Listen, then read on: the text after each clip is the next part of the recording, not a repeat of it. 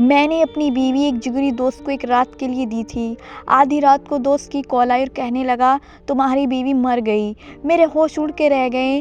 फिर मैंने उसको कहा कि नीलम नीलम कहाँ हो तुम। मैं बिस्तर पर मस्त पड़ा शराब के नशे में अपनी बीवी को पुकार रहा था। धीरे धीरे नशा उतरता जा रहा था और अब मुझे नीलम की ज़रूरत थी। मगर मेरी कुछ आवाज़ों बाद भी जब उसकी आवाज़ सुनाई ना दी तो मैं जैसे होश की दुनिया में लौट कर आने लगा। मेरा सिर बुरी तरह चकरा रहा था। मैंने उठकर बैठने की कोशिश की तो दोबारा चक्कर आने लगे। मैंने अपना सिर झटका, गिरते पड़ते किचन में गया लेकिन नीलम वहाँ भी नहीं थी। एक नींबू निकालकर पानी के गिलास में निचोड़ा और घूट घूट कर पीकर अपना नशा उतारने लगा। थोड़ी देर गुजरी कि नशा उतरा और फिर मुझे वो लम्हा याद आया जब नशे में चूर मैंने खुद अपने हाथों से अपनी बीवी को अपने दोस्त को सौंपा था। मेरी आंखों के सामने अंधेरा छाने लगा। नीलम का रोना, चीखना, चिल्लाना, धीरे धीरे मुझे सब कुछ याद आ रहा था। जैसे जैसे नशा उतर रहा था वैसे वैसे हर एक पल मेरी निगाह के सामने घूम रहा था। वो मेरे पैरों में गिर के इल्तिजा कर रही थी कि मैं उसके साथ ये जुल्म ना करूं और मैंने नशे में चूर भूल गया था कि वे मेरी बीवी और मेरी इज्जत है। मैंने खुद अपने हाथों से उसे अपनी जिगरी दोस्त फराज के हवाले कर दिया और घर जा चुका था। मुझे खुद अंदाज़ा नहीं हो सका कि मैंने अपने हाथों से अपनी दुनिया गंवा दी है। मैंने घड़ी पर नज़र डाली तो सुबह के 4 बज रहे थे। मैं ना जाने कब अपनी बीवी को अपने दोस्त के साथ भेजा था, मुझे कुछ याद नहीं था।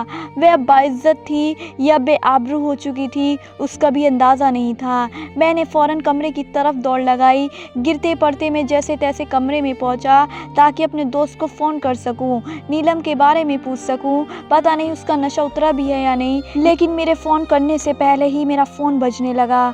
मैंने स्क्रीन पर नज़र डाली तो वहाँ फराज का नंबर जगमगा रहा था। मेरे कदमों तले से ज़मीन सरकने लगी थी। फ़ोन उठाते हुए मेरा रूह काँप रही थी कि ना जाने उसने मेरी बीवी के साथ क्या किया होगा। मैं तो उसे इल्ज़ाम भी नहीं दे सकता था क्योंकि मैंने तो खुद अपने हाथों से नीलम को उसे सौंपा था। मेरी आंखों में से आंसू गिरने लगे। बड़ी मुश्किल से मैंने फ़ोन उठाकर कपकपाती आवाज़ में हेलो कहा तो दूसरी तरफ से फराज की घबराई हुई आवाज़ सुनाई दी, तेरी बीवी मर गई है यार, नीलम मर गई है। ये वो लफ्ज़ थे जो मेरी रूह तक को झुलसा गए थे। मैंने एकदम ही चीख मारकर बिस्तर पर बैठ गया था। क्या कह रहा है ये तू? क्या हुआ नीलम को? मुझे लगा जैसे किसी ने मेरी जान निकाल दी हो। बस तू आ जा और अभी इसी वक्त आ जा। फराज बेइंतहा बेचैन और परेशान था और मेरी तो अपनी हालत बहुत ख़राब हो चुकी थी। बड़ी मुश्किल से मैंने खुद को संभाला और उसके घर का रुख किया, लेकिन वहाँ पहुँचकर मेरे रहस्य होश भी ठिकाने आ गए क्योंकि मेरी बीवी तो बेइंतहा बुरी हालत में बिस्तर पर। नीलम, मैं तुमसे बहुत मोहब्बत करता हूँ, तुम्हें क्या मेरी बात का यकीन नहीं? मैं 100 बार नीलम के आगे अपनी मोहब्बत का इतराफ़ कर रहा था और वह बस चुपचाप बैठी थी। थोड़ी देर पहले मैंने बहुत ज़िद करने पर वो मुझसे मिलने के लिए पार्क में आई थी और अब जब मैं उसे अपनी मोहब्बत का यकीन दिला रहा था तो वह बिल्कुल नज़र झुकाए बैठी अपनी उंगलियां मरोड़ने लगी थी। नीलम, देखो मेरी तरफ, आखिर मसला क्या है? आखिर मैंने उसका हाथ थामा तो वह घबरा गई, इधर उधर देखा और फिर आहिस्ती से कहने लगी कि मेरे घर वाले नहीं मानेंगे। वे चाहते हैं कि बाकायदा रिश्ता आए और फिर वही सोचेंगे कि वे मेरी शादी आपसे करेंगे या नहीं। नीलम घबराई हुई दुपट्टे में सिमटी मासूम लहजे में बोली, मैं तो बस उसे देख कर रह गया। मैंने तुम्हें कितनी बार बताया है नीलम कि मेरे घर वाले कभी तुम्हारे घर रिश्ता नहीं लाएंगे। तुम जानती हो कि मेरे घर वालों का स्टेटस क्या है और तुम्हारे घर वालों का स्टेटस क्या है। वो कभी इतने छोटे घराने में मेरे लिए रिश्ता नहीं डालेंगे। तुम एक बार मुझसे कोर्ट मैरिज कर लो, उसके बाद तुम्हारे घर वाले खुद ही राज़ी हो जाएंगे और मैं अपने घर वालों को मना लूँगा। जब निकाह हो जाएगा तो फिर सबको मजबूरन कबूल ही करना पड़ेगा। मैंने उससे कहा लेकिन वह चुपचाप ही बैठी रही। फिर मैंने जेब से एक कीमती अंगूठी निकालकर उसकी तरफ बढ़ाई। नीलम, ये मेरी मोहब्बत की आखिरी निशानी है। अगर तुम चाहो तो यहाँ से हम नहीं इब्तदा कर सकते हैं, वरना फिर तुम्हारा और मेरा रिश्ता इसी आखिरी तोहफे पर ख़त्म समझो। मैंने उसे पूरी तरह ब्लैकमेल किया था क्योंकि मैं जानता था कि वह मुझे छोड़ नहीं सकती है, कि वह भी मुझसे इतनी ही मोहब्बत करती है जितनी मोहब्बत मुझे उससे थी और इसलिए मेरी आखिरी हरबे के तौर पर उसके जज्बातों को चोट पहुँचाई थी और वह तड़प कर मुझे देखने लगी थी। मेरा तीर बिल्कुल निशाने पर लगा था। उसने खुद तेज़ी तेज़ी से मेरा हाथ पकड़ा और कहने लगी, प्लीज़ ज़रियाब, आप खुदा के लिए ऐसी बातें ना करें, मैं आपके बगैर नहीं जी सकती। उसकी तरफ देखकर मैं मुस्कुरा दिया। अगर ऐसी बात है तो चलो फिर हम अभी और इसी वक्त कोर्ट मैरिज कर लेते हैं। वे मुझसे कहने लगी, मुझे कुछ सोचने का वक्त दें। ज़रियाब, मैं इनकार नहीं कर रही, लेकिन इतनी जल्दी फ़ैसला भी नहीं कर सकती। मैं पहले एक बार और अपने घर वालों को मनाना चाहती हूँ। मैंने मुस्कुराकर उसकी उंगली में अंगूठी पहनाई और कहा कि अब अगली मुलाकात हम उस वक्त करेंगे जब तुम मुझसे शादी के लिए हाँ कर दोगी या फिर कोर्ट मैरिज के लिए राज़ी हो जाओगी। मेरी बात पर बस वह सिर हिलाकर रह गई। फिर मैंने उसे बड़ी सी गाड़ी में बिठाया, बहुत बड़े होटल में ले जाकर लंच करवाया और फिर उसे उसके घर से थोड़ा दूर ड्रॉप कर दिया। वो मुझे हाथ हिलाती अपने घर की तरफ चली गई और मैं मुस्कुराकर सीट की पूंछ से सर टिका चुका था। मुझे यकीन था कि वह हर हाल में हाँ कहेगी, क्योंकि इनकार की मैंने कोई गुंजाइश छोड़ी ही नहीं थी। मेरे चेहरे पर मुस्कुराहट थी और दिल में मोहब्बत के मिल जाने का यकीन। मैंने दोबारा ड्राइविंग शुरू की। मेरा फ़ोन बजने लगा। फ़ोन मैंने स्पीकर पर डाला तो मेरे दोस्त फराज की कॉल थी। वो पूछने लगा, कहाँ है तू, मुझे गाड़ी चाहिए, ऑफिस जाना है। मैंने फ़ौरन कहा, फ़िक्र क्यों करता है, थोड़ी देर के लिए ही ली थी, ला रहा हूँ वापस तेरे पास। वो हंसा और कहने लगा, समझ गया तू भाभी से मिलने गया था। ज़रा तू मेरी सबसे महंगी गाड़ी लेकर गया, फिर इम्प्रेशन बैठ गया तेरी वाली पर। फराज के लहजे में हंसी के साथ साथ शरारत भी थी और मैं भी खुलकर हंसा था।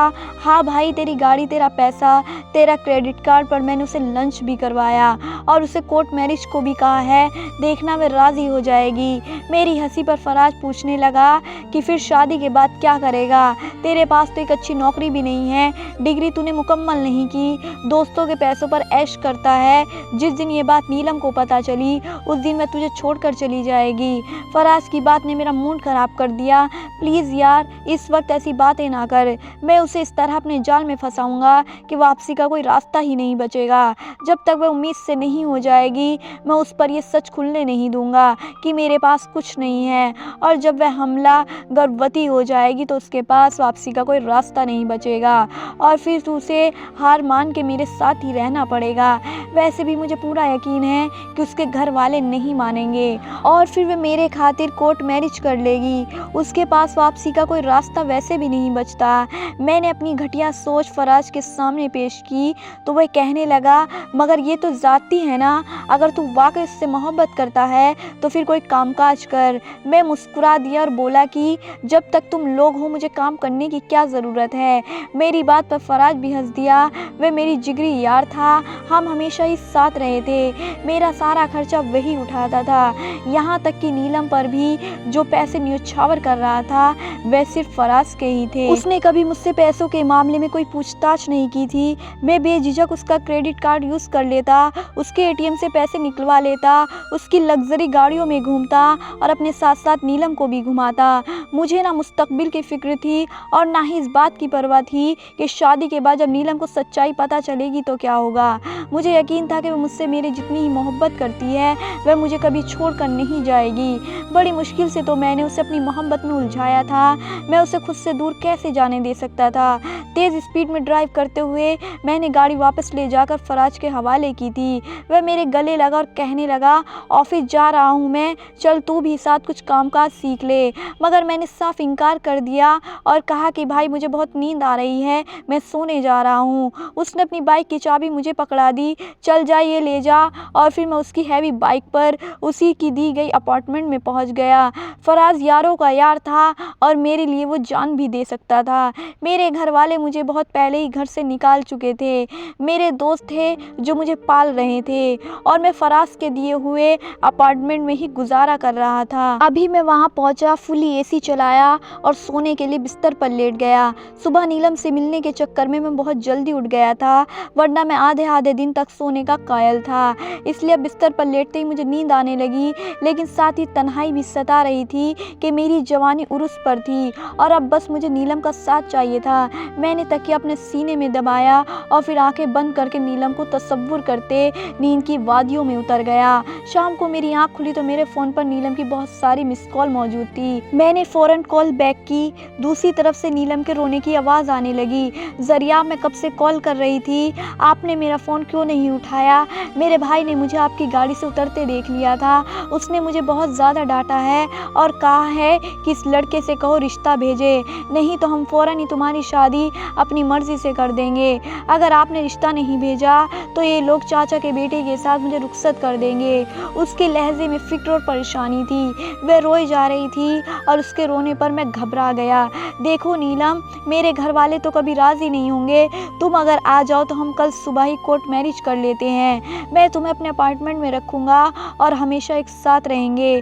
तुम्हारे घर वाले तो बिना वजह ही बात का फसाना बना रहे हैं। जब हमारी शादी हो जाएगी तो वे खुद ही मान जाएंगे। मैंने नीलम को फिर बहलाया था। इस बार वो अपने घर वालों के दबाव की वजह से और भी मजबूर थी, इसलिए कहने लगी, ठीक है, मैं रात को घर से निकल जाऊंगी, आप मुझे लेने के लिए आ जाना। मैंने उससे टाइम फिक्स किया था और फिर यकीन दिलाया था कि मैं वक्त पर पहुंच जाऊंगा और मेरा दिल खुशी से मसरूर हो गया था। मुझे लगा था कि नीलम को फैसला लेने में चंद दिन लगेंगे, लेकिन उसके भाई ने हमें साथ देकर जो हंगामा किया था, उसके बाद तो नीलम ने जल्दबाजी में ही मुझसे कोर्ट मैरिज का फैसला कर लिया था।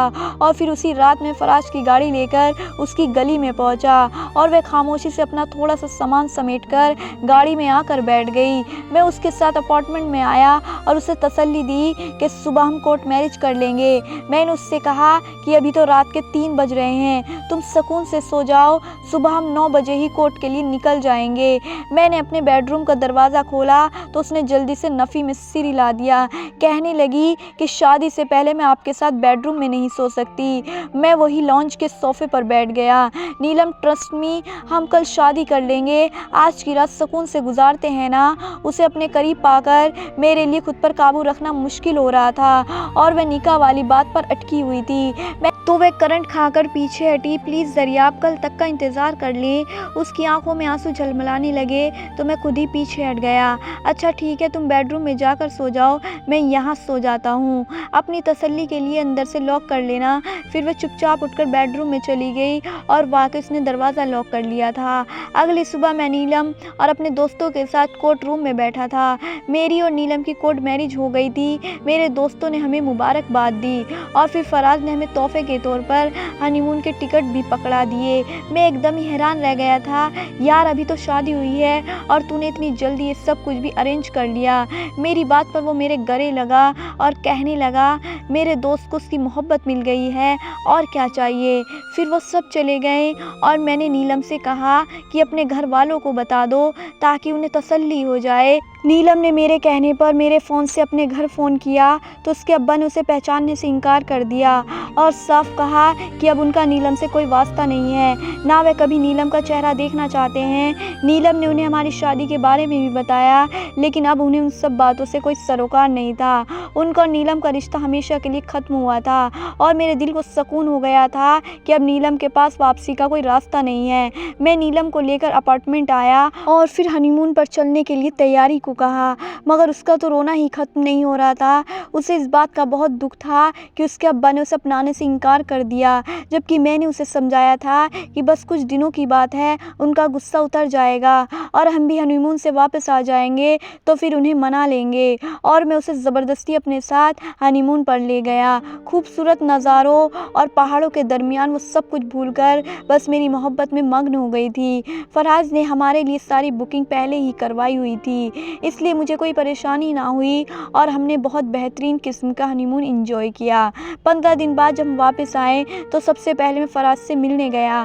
फराज मुझे देखकर बहुत खुश हुआ, फिर कहने लगा, अब नौकरी के बारे में सोच। पहले तू अकेला था, अब बीवी की भी जिम्मेदारी है। कोई ना कोई काम ढूंढ, मैं कोई कारोबार शुरू करता हूँ, तू भी उसी में शामिल हो जा। वो मुझे बहुत सारे ऑफर्स दे रहा था, लेकिन मुझे काम करना ही नहीं था। मैंने फ़ौरन इनकार किया और कहा कि नहीं भाई, फ़िलहाल मैं कुछ नहीं करना चाहता, अभी तो नई नई शादी है, मैं नीलम के साथ एंजॉय करना चाहता हूँ। फराज खामोश हो गया। उसका कोई भाई नहीं था, वह मुझे ही अपना भाई मानता था। कई बार उसने मुझे समझाने की कोशिश की थी कि मुझे कुछ ना कुछ करना चाहिए, लेकिन हर बार मैं इनकार करता तो वह चुप हो जाता था। अब भी ऐसे ही हुआ। फराज से मिलकर मैं वापस आया तो नीलम मुझसे पूछने लगी, आप ऑफिस जाना कब शुरू करेंगे? उसे तो यही मालूम था कि मेरा अपना कारोबार है, मैं बहुत पैसे वाला हूँ, गाड़ियाँ हैं और मेरे माँ बाप बहुत अमीर हैं। मैंने उसे कभी बताया ही नहीं थी कि मेरे माँ बाप मिडिल क्लास फैमिली से ताल्लुक़ रखते थे और उन्होंने मेरे निकम्मेपन और कामचोरी की वजह से मुझे गुस्से से घर से निकाल दिया था। मैंने नीलम से कहा कि अभी इतनी जल्दी नहीं है, जब जाना होगा मैं चला जाऊँगा।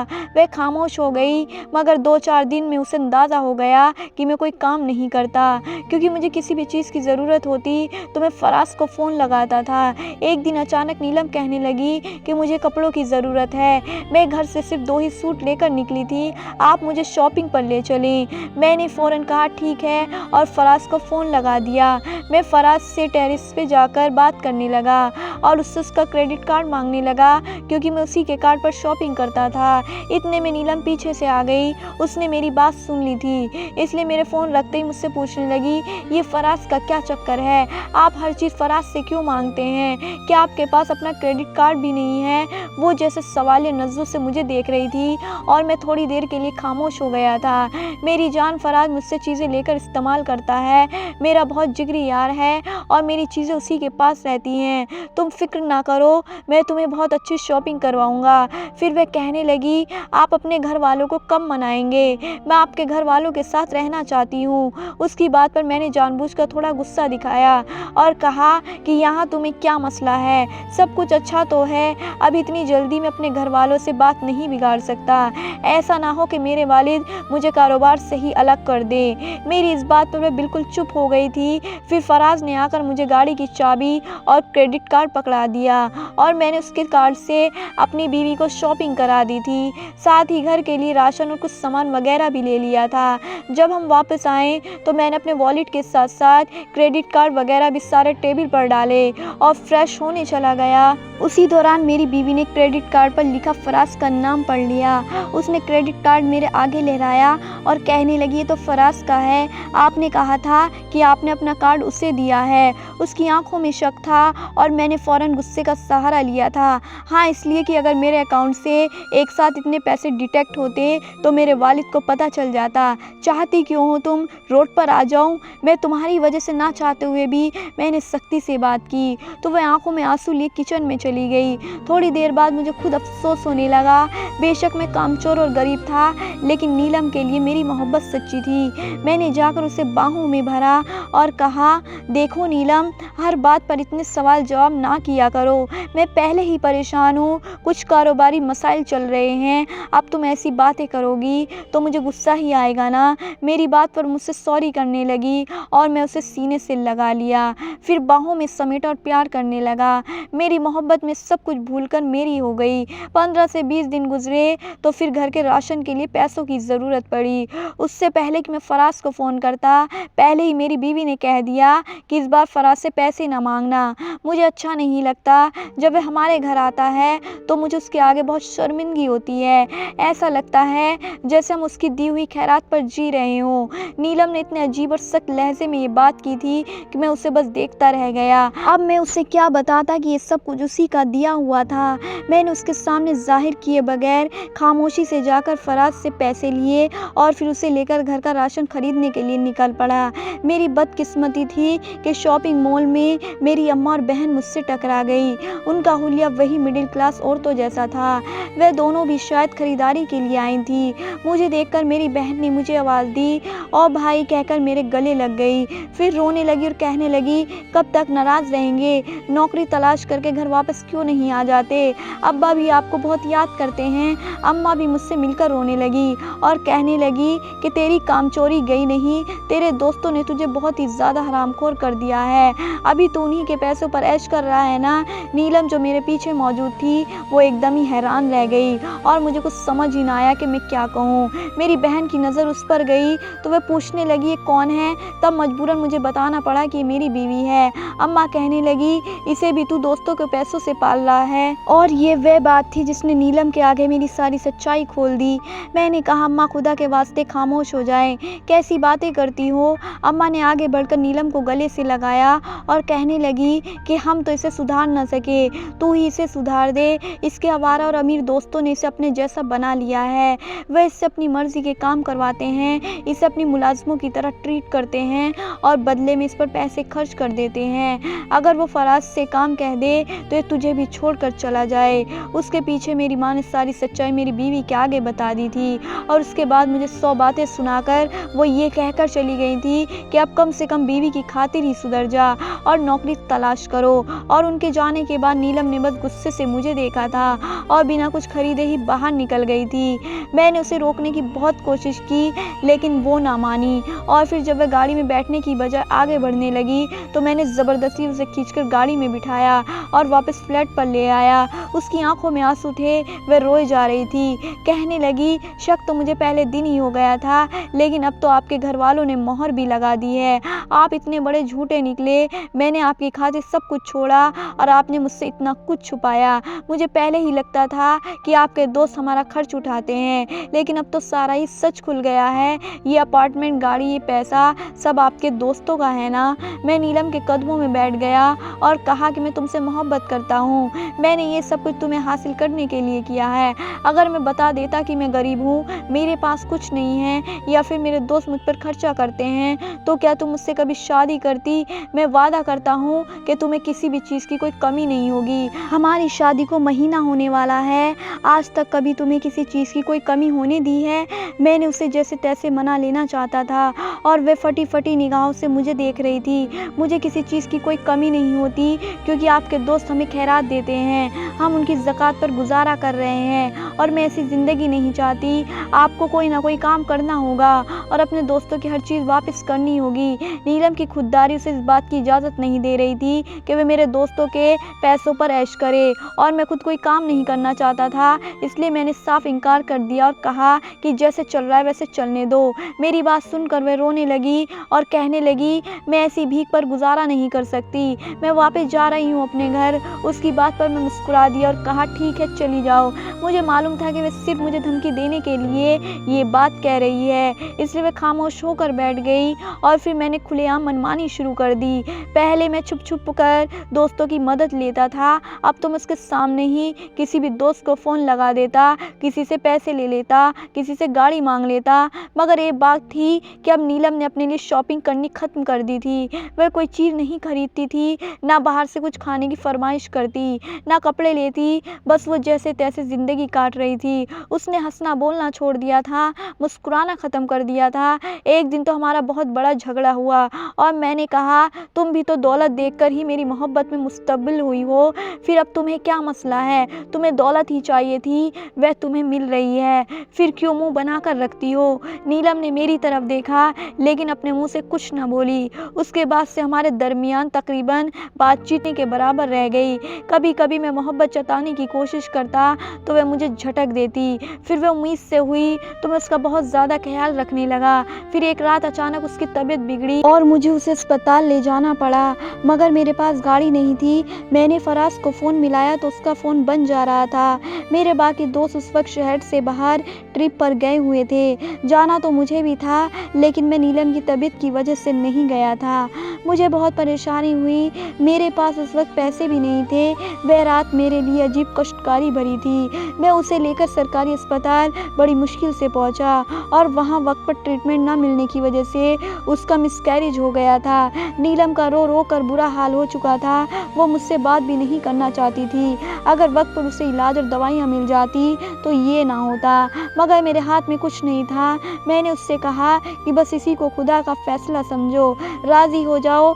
सच तो ये था कि मेरा दिल भी बहुत परेशान था। फिर हफ्ते बाद फराज वापस आया और उसने मुझे पैसे दिए और साथ ही माफ़ी भी मांगी कि वह मेरा फ़ोन ना उठा सका। दरअसल वह एक बहुत इम्पोर्टेंट बिजनेस डील के सिलसिले में दूसरे शहर गया था। जाने से पहले वह मुझे बता ही ना सका और इसी वजह से उसका फ़ोन भी बंद था। वो मेरे अपार्टमेंट में ही बैठा था। हम खाना तो खा चुके थे। उसके बाद मैंने उससे कहा कि ड्रिंक थोड़ी पी लेते हैं। हम कभी कभी ड्रिंक कर लिया करते थे। मेरे कहने पर वो इनकार करने लगा, मगर मैंने फिर कहा कि अपना गम भुलाना चाहते हो। मेरी आंखों में आंसू देखकर वो राज़ी हो गया।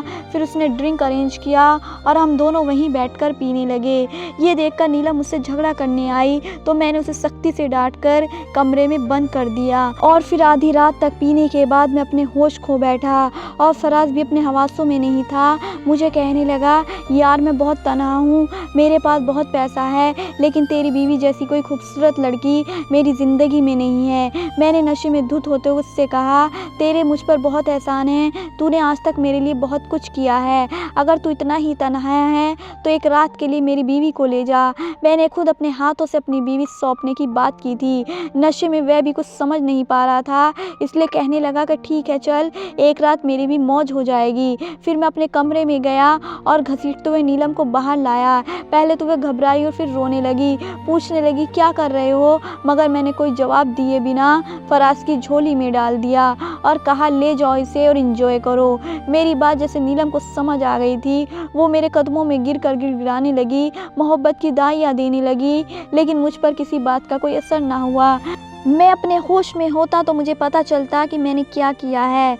और फिर मेरा दोस्त उसे लेकर चला गया और मैं नशे में अपने बिस्तर पर गिरकर सो गया। जब आँख खुली और नशा उतरा तो समझ आया कि मैंने क्या कर दिया।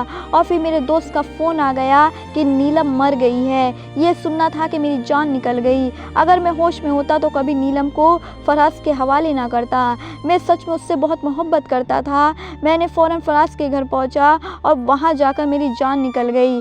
बिखरी हुई हालत में नीलम बिस्तर पर बैठी थी, रो रो कर उसका बुरा हाल था, जबकि फराज खामोशी से बुरी हालत में एक तरफ बैठा था। शायद उसका भी नशा उतर गया था। मैंने आगे बढ़कर फराज का गिरेबान पकड़ लिया। झूठे, तूने क्यों कहा मुझसे कि झूठ की नीलम मर गई है? मेरा बस नहीं चल रहा था कि मैंने उसे मारना पीटना शुरू कर दिया। फराज ने मुझे धक्का दिया और कहने लगा, क्योंकि तूने वाकई नीलम को मार दिया है। उसने तेरी मोहब्बत पर भरोसा किया, तेरे साथ घर बसाया, मगर तूने उसको क्या दिया? रात भी मैं नहीं चाहता था कि हम शराब पिए, मगर तूने ज़बरदस्ती ड्रिंक की और इसी नशे में तेरी बीवी को ले आया। वो तो खुदा का शुक्र है कि मैंने इसके साथ कोई ज़्यादती नहीं की, वरना आज शायद मैं आईना देखने के काबिल भी ना होता। फराज एक सुलझा और अच्छा लड़का था, इसलिए वह बेइंतहा गुस्से में मुझे मेरी असलियत दिखा रहा था। मैंने हमेशा तेरी गलतियों को नज़रअंदाज किया है, हमेशा तुझे मोहब्बत से समझाने की कोशिश की है, क्योंकि मेरे लिए तू मेरा दोस्त नहीं मेरा भाई है। लेकिन तूने क्या किया? अपनी ही बीवी के साथ इतनी ज़्यादती कर दी जिससे तू मोहब्बत करता है। अगर तू उसके साथ ये सब कर सकता है तो मैं तो सिर्फ तेरा दोस्त हूँ। ये लड़की बज़ाहिर ज़िंदा है, लेकिन दर हकीकत ये मर चुकी है, क्योंकि तूने अपनी ज़िद और अपनी अना में इसे मार दिया है। अगर तू नौकरी करता या मेरे कारोबार में शामिल हो जाता तो आज ये इज़्ज़त के साथ सुकून की ज़िंदगी गुजार रही होती और तेरा बच्चा भी ज़िंदा होता। मैंने नीलम के पाँव पकड़े और उसकी माफ़ी मांगनी चाहिए, लेकिन उसने खुद को पीछे कर लिया और गुस्से में कहने लगी, अभी और इसी वक्त मुझे तलाक दो। मैंने फ़ौरन इनकार कर दिया, अगर मैं तुम्हें तलाक दूंगा तो तुम कहाँ जाओगी? वह कहने लगी, मैं किसी गाड़ी के नीचे आ जाऊंगी, लेकिन तुम्हारे साथ नहीं रहूंगी। मैंने उसे मना करना चाहता था, रोकना चाहता था, लेकिन वो रुकने को तैयार नहीं थी।